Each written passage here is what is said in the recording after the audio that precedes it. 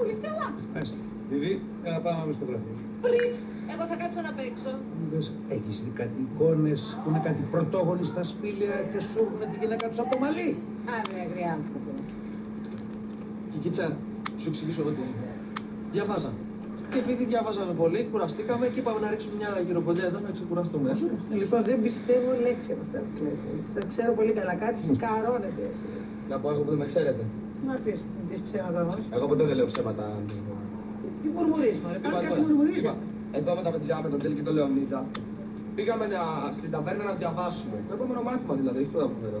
Δεν μου λέει μεγάλα. Έτσι λες εσύ την αλήθεια. Δηλαδή και πολλά είπα, άμα δεν θέλετε με πιστεύετε. Καταρχάς και μόνο που διαβάζετε στην ταβέρνα, τι διάβασμα είναι αυτό δεν ξέρω. Εν πάση περιπτώσει, το ξεπερνάμε αυτό. Συνέχισε. Σας τα έλεγα, να πάμε στην πιλιάργα να διαβάσουμε. Δεν με ακούγατε, τώρα δεν μας πιστεύουν. Πάτε πει. Και εγώ τα έλεγα, βασικά, εγώ τα έλεγα. Ναι, αλλά και εγώ, μας όμως συμφωνούσα. Συνεχίστε, έχει πολύ ενδιαφέρον.